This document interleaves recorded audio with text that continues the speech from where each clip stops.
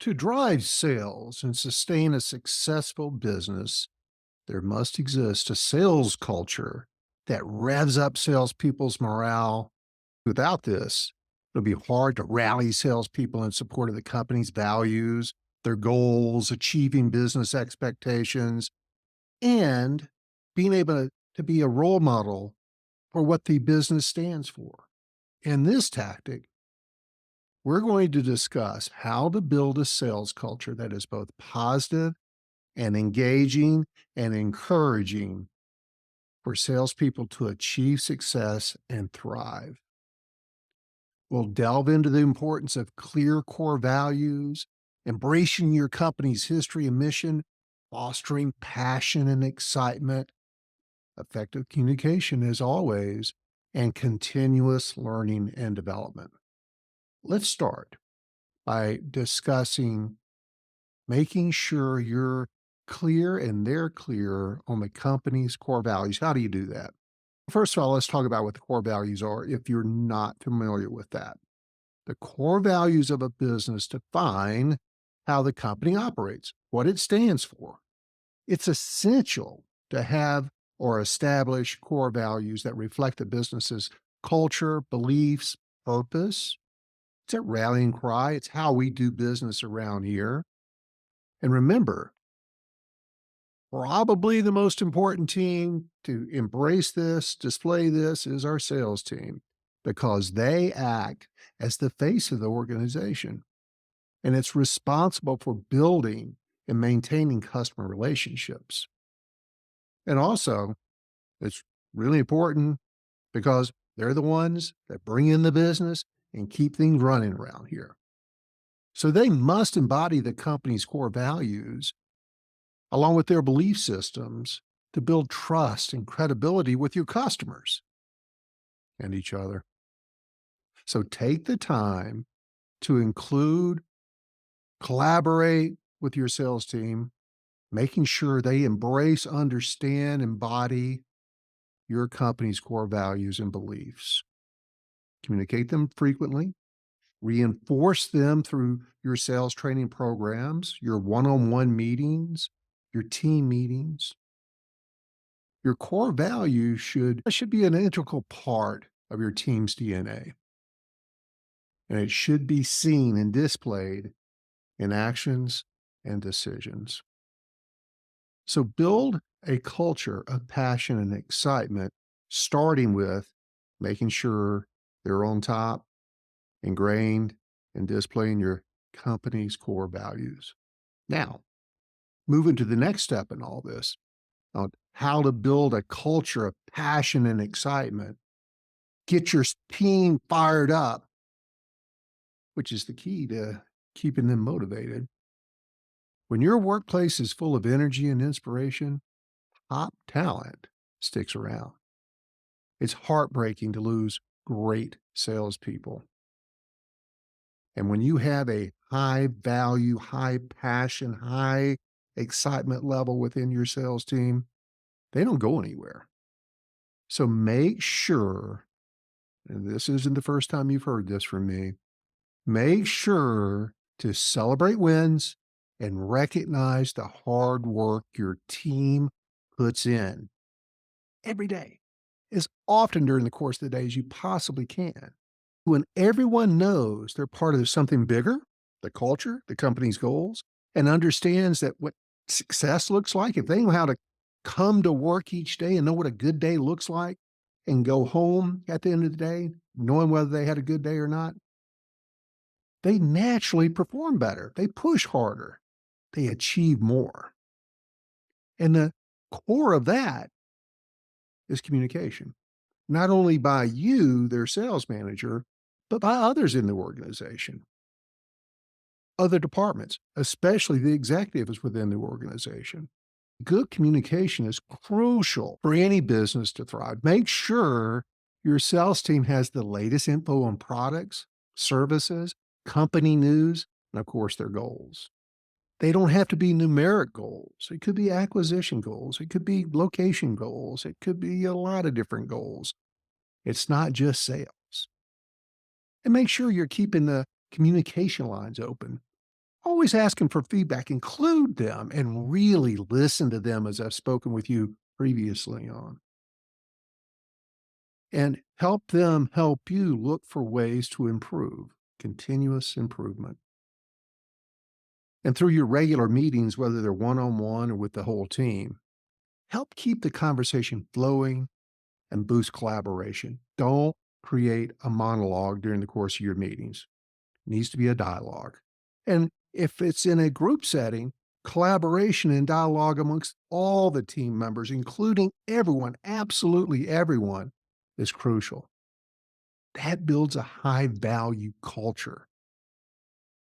Building a sales culture that truly inspires, that's going to make you that much more successful as a sales manager and as a company because it aligns your sales team with the company's expectations, their values, and it keeps the energy high. It takes effort, obviously. It takes dedication, discipline to create a successful sales culture. You're in charge. Nobody else can do it but you. But let me tell you, the rewards of a motivated, passionate sales team are so worth it. I've seen it in all different varieties. And let me tell you, the environments where sales managers really got this dialed in, they're unstoppable. And everybody's having a good time, even in bad times. That's especially the time that you want to have this great culture because that will help you get through the tough periods that all businesses face. And by creating a culture that inspires and aligns with your company's values, that's one of the most powerful ways to drive success. Sounds easy, but it's really hard because it does take, as I mentioned previously, a lot of discipline. You have to regularly be talking about it, and it has to be clearly defined. You have to display those. You need to authentically walk the talk. They need to know the company's mission, where the company's going. This builds excitement. They're contributing to this growth of an organization, something much bigger than them. You want them to feel like they are part of something bigger. That's a huge point in this tactic. You add in effective communication and continuous learning, and your team's going to be focused and motivated to hit your organization's goals like never before. And believe me, the work you put into building this kind of culture, man, does it pay off. When you have a motivated, passionate, high performing team, it's so amazing.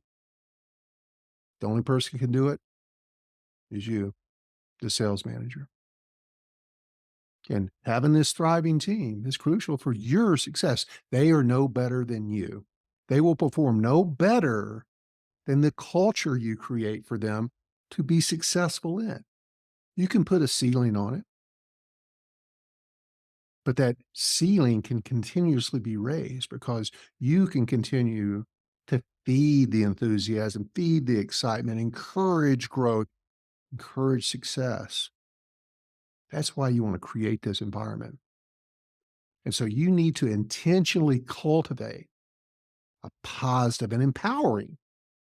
We talked about that earlier. A positive and empowering sales culture. And when you have that, as you're growing, you're going to add salespeople. You're going to add sales team members.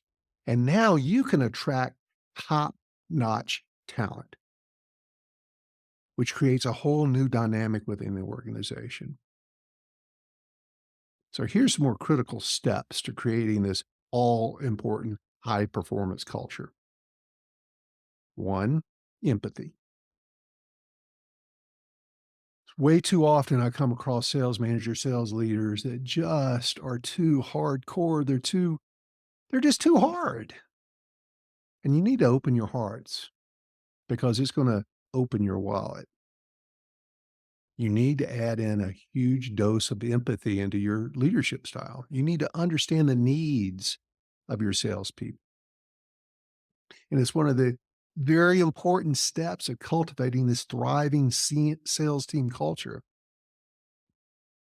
understand the needs of your salespeople, whether it's financial, psychological, the rewards they're getting, how you're speaking to them, how they're speaking to each other, the standards of which are displayed day in and day out, the fairness of your organization, especially with your team. That's essential for the motivation and success. I'll tell you a quick story around this. Understanding the needs of your salespeople. I've had a ongoing argument for, a disagreement, let's call it that, with one of my clients, CEO of a very successful company, but he's a hardcore guy. He's a hard charging, early in the morning, late at night, every day he can work kind of guy. And he's also someone who's very concerned about somebody taking advantage of him. And they have a salesperson, their number one salesperson, whose girlfriend is about to have their first child. And he's going to take paternity leave. Perfectly legal. The state we live, in fact, requires it. He's going to take his full paternity leave, which is weeks and weeks. And so we've been negotiating how to handle this salesperson's time away in paternity because A, he does not want to work during the course of his paternity leave. He wants to be able to work remotely. Sounds easy and fair. But the CEO is very concerned about them not working when they're working remotely. See, he's not a believer in remote work. He doesn't believe that people work as hard remotely as they do in person. He feels like somebody's got to be watched all the time. That's a big issue. I'm encouraging him to work through. And the salesperson's requested this. They haven't answered it. Let's get back to the emotional part of this, the empathetic part of this. He's got a lot of big pressure on him right now. He's got a baby coming. His life's about to change dramatically, all for the better. But he still has his job he has to do. He still has to make money. And he's waiting on the answer. So the sooner we can get this young man the answer to his request around working remotely, the better. That's one emotional element. But secondly, let's say the CEO decides not to do that. How is that going to impact this top number one salesperson? It's going to impact them very negatively because of some unwarranted concern by the boss. And so the EQ level in these kind of situations is enormous. It's so important of taking the needs in. And I did a little math with this sales manager to help him convince his CEO. If we lose this salesperson, I think there's a better than 50-50 chance if you do not grant the wish, the request of him to be able to work remotely while on paternity leave, you run a better than 50-50 chance of losing this individual. And financially, how's that going to affect the company? Because it's not just about remote work. It's maybe a $12 to $15 million impact on the business. That's how much this gentleman's doing, but actually more than that in sales each year.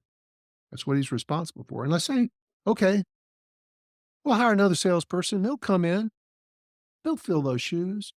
How long and how deep is the dip between departure of your top salesperson and the success of a new person?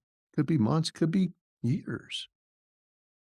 That's going to cost millions of dollars. So it's a multi-million dollar decision from a business standpoint, but it all comes down to what I'm speaking on right here, which is keep your salespeople. This goes to almost anybody in the organization, but especially the sales team. You cannot manage a sales team like any other team in the organization, and keeping their needs in mind is essential. Because if you're not doing this, without this, your team's going to be stressed. It's going to become negative. Nothing's worse for sales success than negative emotion floating around a sales team. I can point In every dip in every successful sales team, when it dips, there's some negative impact. There's some negative event that's happened. And that dip happens and it costs every company, costs every team thousands and thousands of dollars. But very often we're just being too hardcore, driven by our standards. Think more because it's a financial decision and you don't want stressed out negative salespeople working for you. There's so many things that your sales team is concerned with emotionally: rejection, fear of competition. They want to avoid humiliation. In the worst case scenario, they may even seek revenge, right? Think about this top salesperson who has a very strong 15 million-ish book of business. Some other company would hire him like this, like this. And what do you think he's going to do when he moves someplace else? He's going to try to take away as much business and share as many secrets if he leaves negatively as he possibly can. There's so much risk where it's, if we can just think more with the heart and the needs and the emotions of our team members, we're protecting ourselves financially. So while making these kind of decisions, you may have some kind of short-term win, but the atmosphere is going to degrade. I'll move on from that. As a sales manager, to have this thriving, high level, high performance team that's inspired, you need to make sure you have a program that cultivates positivity and motivation. One that people look forward to coming to work to every day.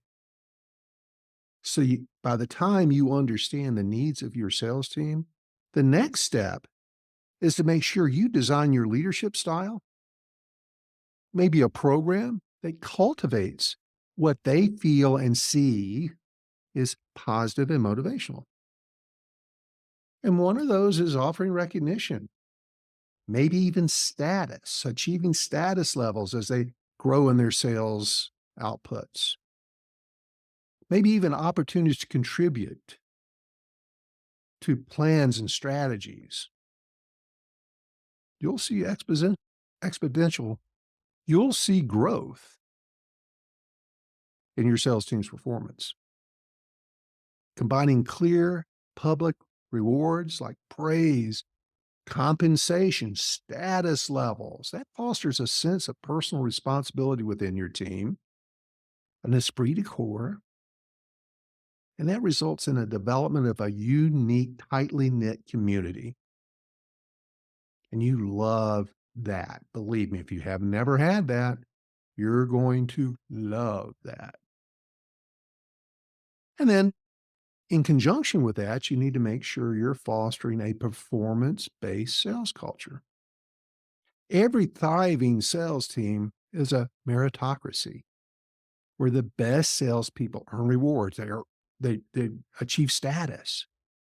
President's Club, Diamond Club, All-Time Achievers Club, whatever you want to call that they can move up and get different levels of recognition and status levels. Maybe it affects their commission levels. I love tiered commission levels. Sell more, earn more. You can achieve this by creating what I call a performance-based sales culture. Then it simply means your team should be rewarded for achieving their goals and not for just putting in effort. But those goals have to be achievable. We've talked about that before. Big mistake is putting goals out there that are unachievable. Please keep that in mind. That's keeping your sales team's emotions and needs in perspective. And as a sales manager, please don't just focus on the KPIs. The numbers are indicators of behaviors. I've said this multiple times. More phone calls have never equated to more sales. That is, unless the proper techniques are deployed during the course of those phone calls. So if I'm only looking at a number and I'm not looking at the behavior of what takes place during these phone calls or meetings or presentations or whatever we're measuring, more meetings, more presentations, more phone calls is not going to get you more business. They have to be skilled at what they do during the course of that action. Focus on behaviors, not numbers. Focus on the conversation, not the number. It's about the quality of the phone call, the quality of the meeting, not the number of meetings. Never forget this. Slow your roll when you start getting upset when phone calls dip. You can have less phone calls and more sales. I've worked with salespeople that close at 80, 90%. Do they need more calls? No, because they're beating everybody's butt in sales. They're so darn good at what they do when they're doing it. So focusing solely on the KPI is poison. It's poison to inspiration, poison to the motivation of your sales team. Yes, they need guidelines. They need to be clear objectives that are achievable, measure their progress, celebrate successes, but celebrate behaviors. Don't just get hung up on the inputs, celebrate the outputs. And I don't care if they make 5 or 500 calls or set 1 or 100 meeting appointments. It's the outcome of those phone calls and those meetings. It's the results. Then it's job done.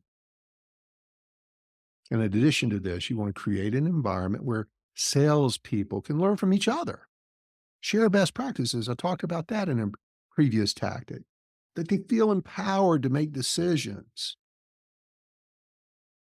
And of course, they have to have some guidelines around what decisions. We're always looking for the best outcomes. And yes, templates and scripts are essential for people to learn and to practice within a sales process. That's a starting point. But because they don't say it exactly like you doesn't mean that it's wrong. What's the outcome? If they're not getting the outcome, they need to work on their script. Whatever they're doing is working. Hands off. Don't try to change or fix what's not broken. As long as their way works. It may sound very obvious to some of you listening to this, but I see it too often. I have to bring it up. If it's not the sales manager's way, they're wrong. And that's wrong. But if their way does not achieve the expected outcomes, then of course, you're going to have to work on a prescribed script or approach. In the end, all I'm trying to say, have this high performance culture, this motivated team, being an inspired sales manager, it's the behavior, not the number. I had an interaction with a CEO of a small business earlier this week, and we discussed how he has a salesperson who is frustrated that they're not making enough money. And it's human nature very often to blame it on the product or the company or the industry or the economy. And my first question is, what's the quality of their phone calls? What's the quality of their presentations? When is the last time you sat in with a meeting with them and a client that you observed it? See, sales drop and behaviors drop. Salespeople are just, it's very common in the sales world just to have a good behavior. But as they become more and more successful, they'll start shortcutting or skipping steps or eliminating things. And they'll see their results start dwindling. And rarely does a human look in the mirror and say, oh, I'm doing something wrong. Now they're going to start looking for the exit doors to blame this on. And it's usually just them. But the only way you catch it if you're conducting regular observations with your sales team, turning those into coaching sessions, turning those into reward sessions, talking about all the great things you saw. But if it's not so great, you're their coach. A lot of salespeople don't like to be observed. because they're not used to being observed. That's just it. The more they get observed, the more used to, comfortable they will become in being observed, being rode along with, sat in on meetings or sat in on Teams calls or Zoom calls. It's not you micromanaging, it's you being a coach. You can't fix what you don't know about. So, yes, their human nature, their independence doesn't want you around observing them. I get it. But the more you do it, the less that seems punitive. The more you do it with the best salespeople, the more you're learning the behaviors of your best sales team members, their best practices, their vital behaviors, so that you can help coach those who aren't as good at that particular area. Keep that in mind. How do you learn the sales team members who outperform everybody else? What are they doing that's different? And what can you take from that and help others learn? But if you're not sitting in on their meetings, presentations, phone calls, you'll never know. You can't help the underperformers. You have one way, and that's the way you know. There's more than one way, and you may have a dozen salespeople are doing it a dozen different ways. Some are going to have better outcomes than others. Culturally, you want them sharing their best practices. Culturally, you need to be a coach, and the only way you can coach is watch the game. Think about professional athletes. As much as I dislike using sports analogies, but the best all have coaches. They all practice every day. They have a coach on the sideline that's giving them the guidance and feedback. When they win a game or they get on a winning streak, coach doesn't just stay home. They're still there working with them. It's not punitive. It's how we get better. And you, as their coach, having all these data points of how things work and under different scenarios and different people and different methodologies, the better you're going to be as a coach. You've got a deeper playbook to insert.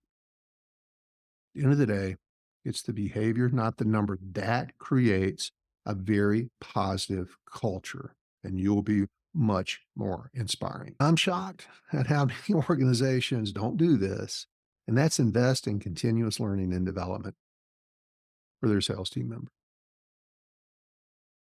By doing so, by investing in your team's professional development, you're going to help them thrive. But many get zero to minimal amount of sales training. And you, as a sales leader, need to close that up.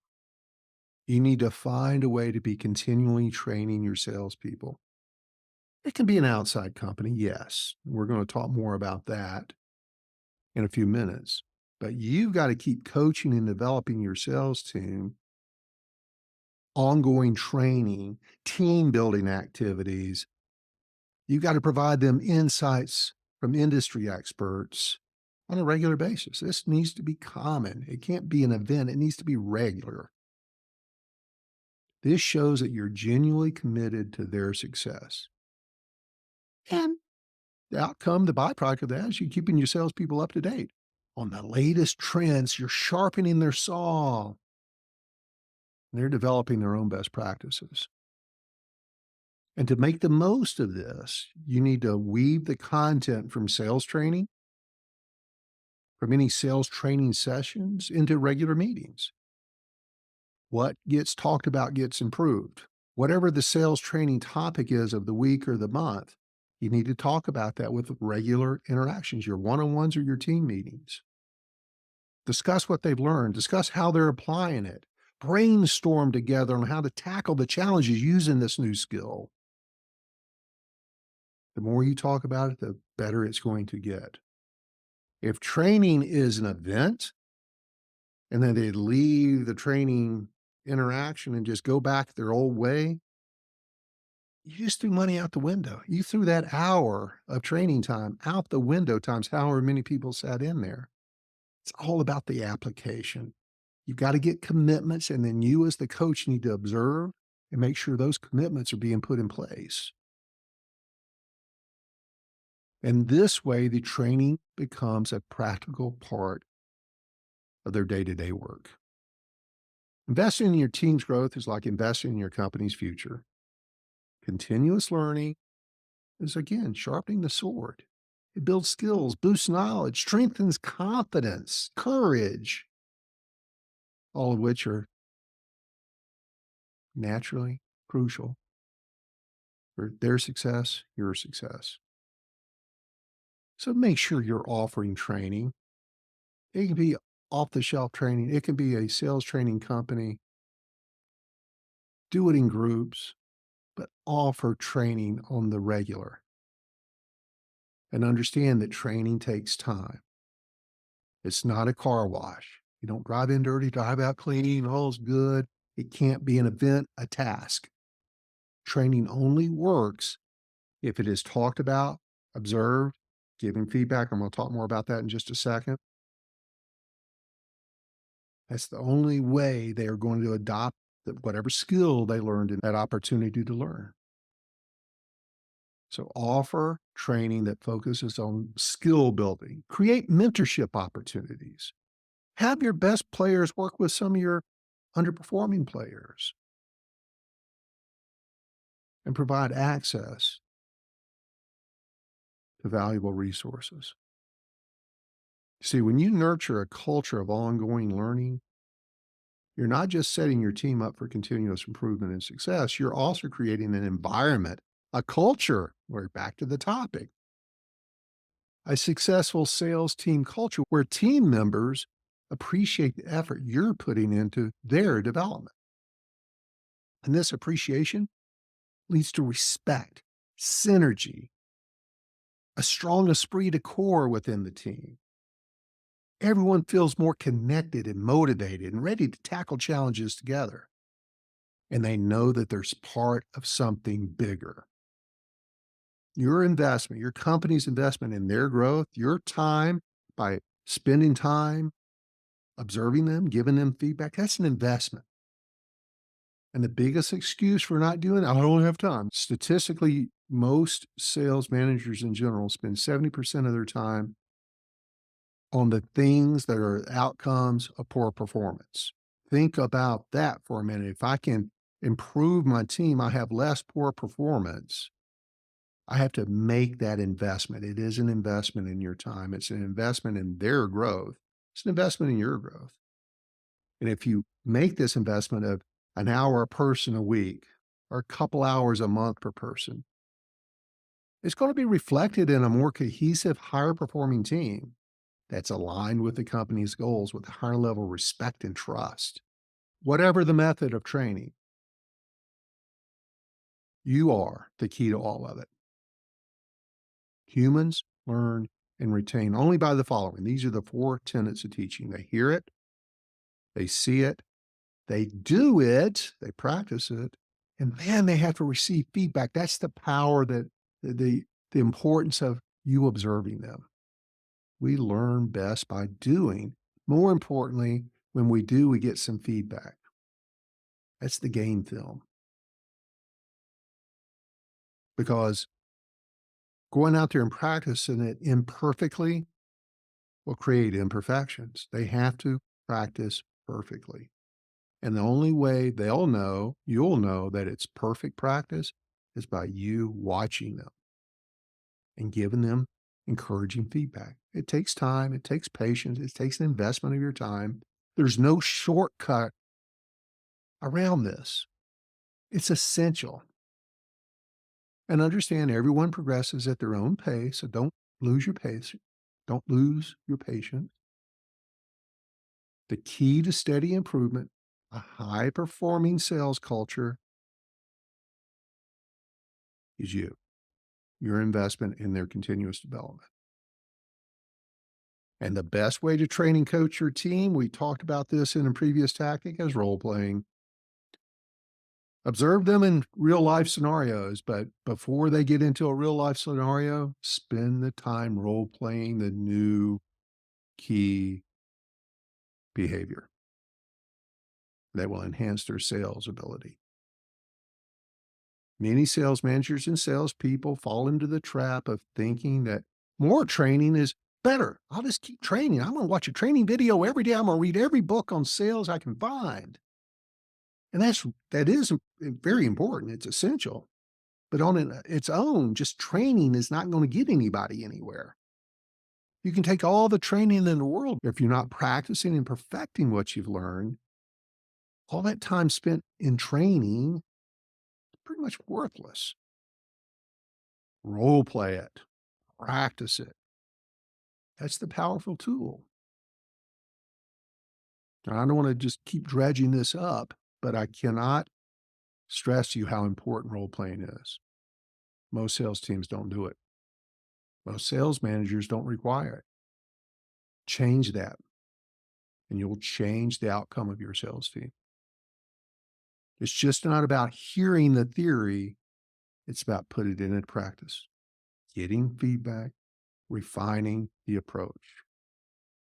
It helps cement the skills your team needs, requires, must have to succeed, and ensure that whatever investment you're making in time and money is really paying off. You're getting an ROI on it.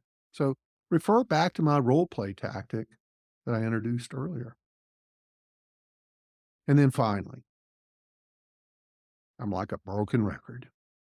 Celebrate, recognize, celebrate your team's success. It's the most important thing. You've heard me say through all of this, these are the rocket fuel of sales success. You must celebrate their accomplishments, no matter how minor. Celebrating your team's accomplishments isn't just about boosting morale. It taps into something deeply rooted in human nature. From the earliest days of human development, recognition from both our peers and our leaders is crucial for our self esteem, our confidence, our courage. An acknowledgement of an individual or a team success by both bosses and peers, that plays a significant role in reinforcing a person's value and contribution within the group. Psychologically, this goes back to the basics of human development from early on. And if you have children, you've observed this many times. Humans seek approval. They seek recognition. They require it. They need it not only from you as a parent, you as a boss, but they also need it from their community. There's a deep need for acknowledgement. It's not just a desire for praise. It's a fundamental aspect of how we build our self-worth and confidence.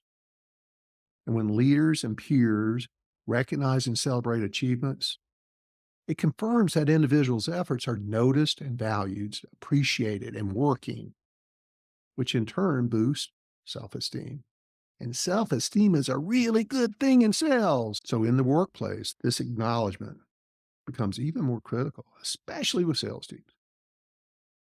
Because when the team members know their successes are recognized and being appreciated, it reinforces their belief in their abilities, the value that they have that they're bringing to the team. It encourages them to continue striving for excellence, knowing that their hard work is appreciated. This positive reinforcement doesn't just benefit the individual, it creates a ripple effect throughout the team. Coming back to our culture, fostering this culture of mutual respect and high performance. And moreover, when a leader acknowledges team achievement, it strengthens the bond between the team members and you, the leader. It shows that you, the leader, is in tune with the team's efforts and values their contributions. This positive interaction builds trust, loyalty, respect that you'll never have a high performing team without. So celebrating successes, as think I've said in almost every single tactic. So we're coming to the end of this. You probably have it by now. Hopefully you're weaving it in to your daily activities. It promotes this sense of belonging and community within the team.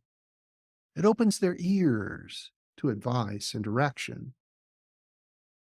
It reminds everyone that they're part of something bigger than just their individual efforts, that we're all working towards a common goal. And when we can get the team, this collective acknowledgement, It builds a cohesive team where members are supporting each other, they uplift each other. This is the environment and culture you're striving for. Everyone feels empowered, and then that motivates, inspires them to contribute their best work. And you're in charge, my friend. So, in essence, recognizing and celebrating achievements is not just a nice to have, it's the single most powerful tool that aligns with fundamental human psychology. It helps individuals feel value, boost their confidence, creates a positive and supporting environment, and your whole team will just absolutely thrive from that. But again, it's on your shoulders. You must integrate this practice into your leadership approach. You're not just building a successful sales team, you're fostering a culture, you're creating a high performance culture that will drive outstanding results. And that is your job. Yeah, it may not be specific in your job description, but believe me, it's your job. You must build a thriving sales team culture, empowering and building confidence. And again, let me not minimize the fact that the better your sales culture, the easier it is to attract top talent. Build this flourishing sales team. Understand your team's needs. Implement a program that fosters positivity and motivation. It can't be legislated. It can only be created by your behaviors. Create a performance-based sales culture, the meritocracy. Invest in their professional development. Celebrate your team's successes. And this approach will create an environment that inspires and drives your salespeople to deliver consistent, excellent results. It's essential that building this thriving sales team culture is crucial to your not only your team's success, but your company's success. It's not hard to do. It just takes focus and practice and discipline. That's the hard part, is to stay in the game, get up and get back in there. And they're only going to be as positive as you are. Please take this information that you've learned from today. And if you want a more resourceful, higher performing sales team, create this culture. And with that culture, your team, as it grows and builds and you grow and build, will be unstoppable. Now get after it.